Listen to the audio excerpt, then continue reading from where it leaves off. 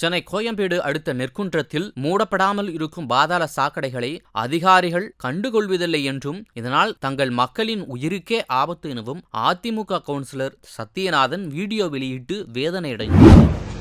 சென்னை மாநகராட்சி மண்டலம் 11 145வது வார்டோட மாமன்ற உறுப்பினர்.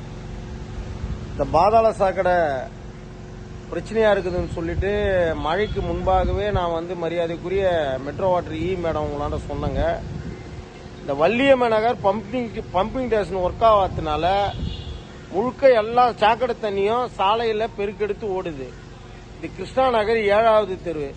இப்படி சாலையில இவ்வளவு கழிவுகள் நின்னா பொதுமக்களும் பள்ளி குழந்தைகளும் எப்படி போவாங்க என்பதை நீங்க தான் கவனிக்கணும். இங்க இருக்கக்கூடிய மெட்ரோ வாட்டர் அதிகாரிங்க கிட்ட நான் பல முறை சொல்லிட்டேன். அந்த வள்ளியம்ம நகர் பம்பிங் ஸ்டேஷனை உடனடியாக சீர் செய்யுங்க. 145வது வார்டில் இப்பேற்பட்ட சுகாதார சீர்கேடுகளை தடுத்து நிறுத்துங்க. மெட்ரோ வாட்டர் நிர்வாகம் மிகவும் மெத்தன போக்கோடு செயல்படுறீங்க. இதை 145வது மாமன்ற உறுப்பினர் என்ற முறையில் உங்களிடத்துல ஒரு அன்பான வேண்டுகோள், தாழ்மையான வேண்டுகோள். அரசு அதிகாரிகள் முனைப்புடன் செயல்பட்டு இதை சீர் செய்து கொடுங்க. பொதுமக்களுக்கு எந்த விதமான பாதிப்பும் இல்லாத வகையில் இதை உடனடியாக மெட்ரோ வாட்டர் நிர்வாகம் அந்த வள்ளியம்ம நகர் பம்பிங் ஸ்டேஷனை சரி செஞ்சு இந்த சீர்கேடுகளை, சுகாதார சீர்கேடுகளை தடுத்து நிறுத்துமாறு உங்களை கேட்டுக்கொள்கிறேன்.